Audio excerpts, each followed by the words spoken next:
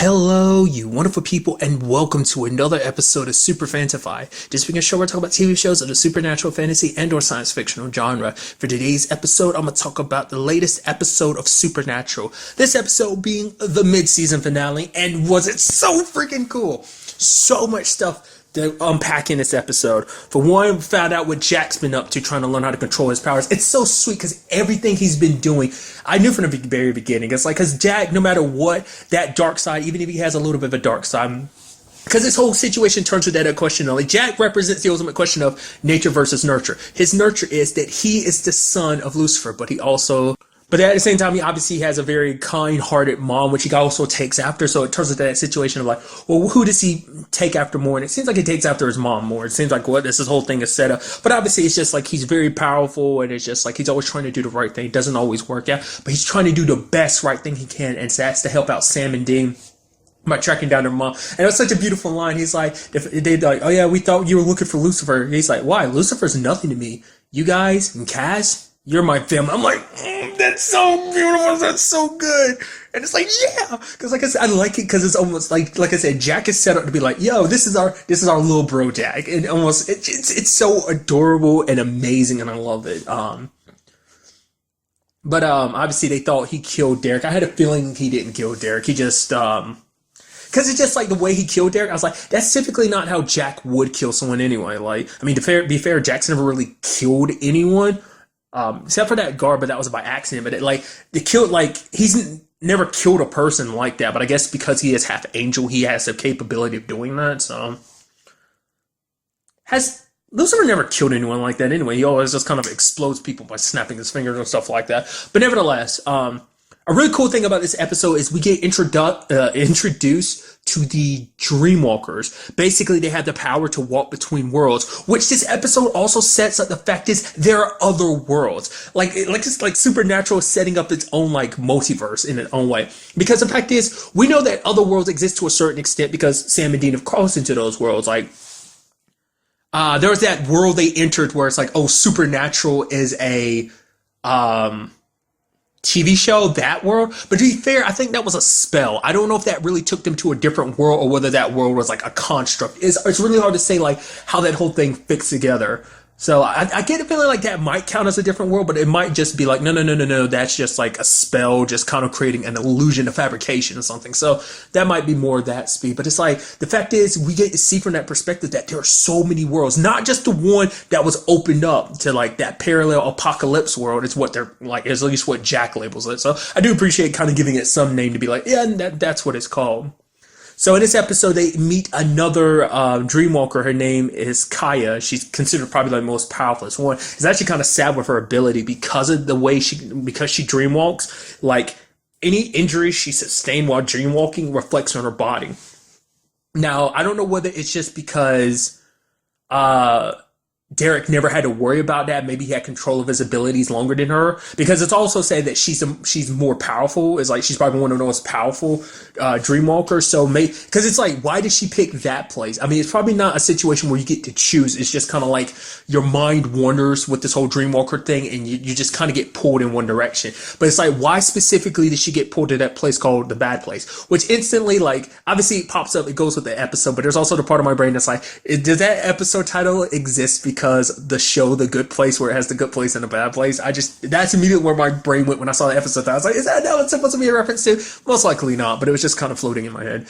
But obviously shows she's scared of her abilities. What shocked me was Dean's reaction. Dean pulls the gun on her, just like, get in the car. I'm like, holy crap. And even Sam's like, what the hell are you doing, bro? For him, it's just like he's willing to do whatever it takes, especially now that he knows. You know, he was hoping, on some level he was hoping. Sam was always hopeful, but now they know their mom is alive thanks to Jack. So now it kind of puts everything in a different perspective. Of course, he's going to do everything he can. Obviously, the angels are coming after them, which I love Kaya's reaction. It's like, what's going on? Angels? Yeah, and he's the son of Lucifer. And Sam's just like, and then Jack's like, yeah, I am. And she's like, well, what's going on here? It's like, it's always crazy getting jumped in. It's not like she took a couple steps in. It's like, nah, she full on leaped in. She's like, literally jumped into the middle of the lake, and just how deep in this situation she got caught up in. And it's crazy to me that that's what happened. That's so And it also seems like we also get a little taste more of what Jack is capable of because we still have no like sure limitations of what he's capable of. It's hard to say like whether it's like it seems like he can probably like amplify a Dreamwalker's ability to kind of more focus. More so is to make it so that he and also if he touches anyone, he can pass that vision on to anyone else like he did Sam and Dean. But the question is it like because basically for him, it's like looking for the world because he's got more control of his powers. It's like looking in the dark. It's like cut off all the lights, you're in a dark room. You have a rough estimate of where it is, but you can't quite reach it because you're like, you don't know exactly what direction it is. Where that's like, oh, it's like technically 30 degrees to your, I guess the best comparison to like, say there's a water bottle in a dark room. You know that the water bottle is somewhere in the room. You just can't quite know where it is. So you have to feel it out in the dark. Basically doing what he's doing is giving him a clear picture of like, okay, I know exactly where to reach in the darkness to grab that water bottle, essentially. So I think that's just so fascinating.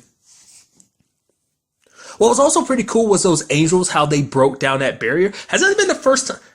I'm sure it's probably come up before, but angels breaking wards. Has that come up before? You don't really see demons do it. And if demons do it, they never do it in a way like that. Though I guess they're never in a position to do that. Could demons do that if they wanted to? I guess because demons' whole situation doesn't work the same way angels do. Angels basically embody their entire being being pure light that basically if you saw their real form it basic.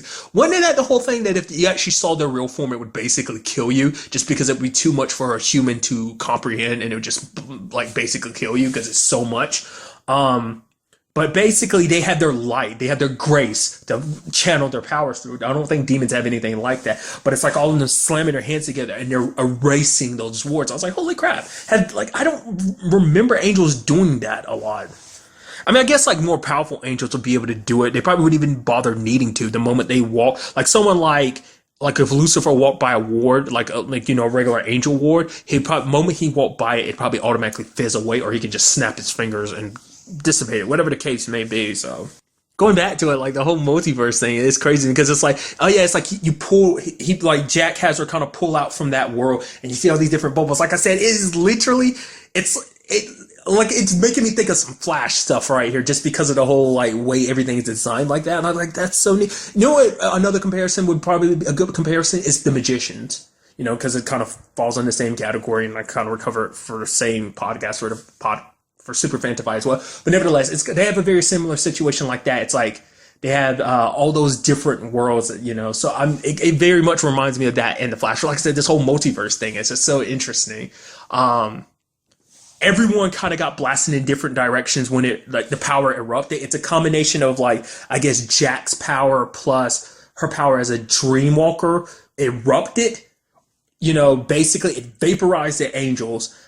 Jack ended up in the world with, in Apocalypse world with Mary. It seems like Kaya might still be on Earth, and Sam and Dean got transported to a world where it seems like there is something because there's a giant footprint. So it's like this world has dinosaurs. It's like holy crap. Because they never really do too many world traveling. Like the only world traveling they've done is, as I've said, that spell, and also when Dean went to Purgatory. Makes you wonder, would Purgatory count as a different world? It doesn't seem like it is because it's kind of another plane of existence. It's like there's heaven, there's hell, there's Purgatory, and obviously as we know, there's the nothing. How does the whole nothing come into play with the whole situation too? I'm curious about that. Like, I mean, the nothing exists outside of everything. There's like a large everything outside of this universe and everything that God has control over, heaven, hell, all that, earth. Out that side of that is the empty. So it's like it could be something like all that exists, like, oh, here's Earth, and beside it is all these other different Earths, or rather other different worlds, and then there is a nothing. I don't know. Maybe it just doesn't even all exist on the same plane of existence. So maybe even these worlds kind of exist outside, like adjacent to all the nothingness, and all, you know, maybe something complicated like that. I'm very interested to find out what the hell is up with that world and like what's that whole thing. Because obviously another part of this episode was patience, because she's dealing with the whole vision thing, which she ended up having a vision of that world, specifically, you know, of Jody getting stabbed. So that means Jody's going to end up in that world, which isn't too surprising because Patience goes to visit her at the end of the episode. Now, I can only assume, Like, because obviously they're going to go there because they're going to trying to track down Sam and Dean, but also because that's a lot of power. That's going to attract a lot of people's attention. There's going to be more angels going there. I'm sure Asmodeus and the demons are going there too. But where's that go though? Because they literally all through got blown 3 different places. Like I say, I don't know where Kaya ended up. So she looks like she's still on regular Earth, but who's to say? And, who knows if that rift will go exactly to Apocalypse World. Maybe it's like a 50-50 shot of whether you go to the world that Sam and Dean are in or the one that Jack's in, I'm also curious about Jack's situation too, because the fact of the matter is, don't forget, Michael, I was about to call him Raphael, Michael is there looking for a way out too, and he just found a gateway ticket there. So, and I'm also curious, does Jack have all his powers? It did seem like Lucifer might be weaker in this world, but it seems like that was more so Raphael. I'm also curious, because it just crossed my mind because I was thinking about Lucifer getting his grace stolen. It's can the same thing happen to Jack? Because Jack is half angel, does he even have grace? Could the same thing happen to him? It hasn't come up yet, so I'm curious. The fact of the matter is, I don't know. That just kind of got me thinking. Does his power even operate on grace? It works very differently. As you can see, angels have the whole their eyes glow white and they channel that white light energy, their grace. But his power works differently. It's something else entirely because it's yellowish gold. And the way it operates too, he can literally levitate and kind of slow time down with his power, as he did with those angels. So it's but getting back to what I was bringing up earlier is patience. Still dealing with everything. Even when she wanted to, her dad's talking about the fact that her grades are slipping. It's oh, there's no more visions, right? And she says no, but I guess it's more so because she didn't want to worry her dad. But it turns out the visions are still there. And she's going to Jody because she knows something's going to go wrong. And so it leaves her in a situation where her dad's you go down this path, don't come back home, essentially. It's that's super messed up. I get where you're coming from, but this is your little girl. So shouldn't you be by her side since you want to make sure she stays safe? Shouldn't you, as her dad, go help her, be her bodyguard, essentially help her, It's it's not like Sam and Dean went into this whole hunting world by themselves. Their dad taught them.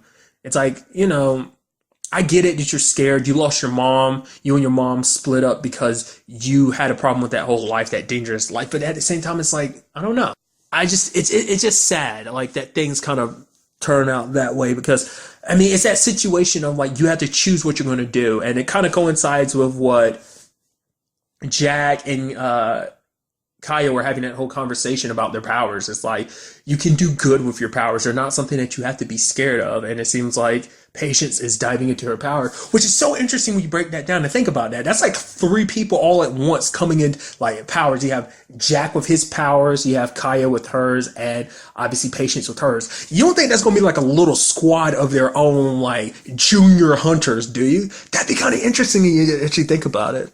I wonder, could she apply her dreamwalking abilities in other ways? Obviously you can see other worlds that are beautiful. We never get to really see them, but obviously Jack showed her some of the ones that Derek has seen.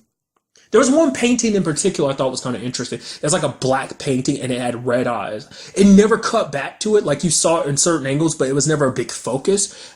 That's what I thought Jack was originally going to be there for, because I did kind of think maybe he went there for trying to track down his dad or something like that. To be fair, neither him nor the Winchesters know that obviously his dad's locked up in hell because of Asmodeus, but nevertheless, it just seemed so peculiar. I don't know whether was that actually secretly foreshadowing and we just don't know it, or maybe that was just a different world that he tapped into, or maybe that's tapping into the world that Kaya sent Sam and Dean in. At this point in time, we have no idea, but like I said, I'm so excited to see what this all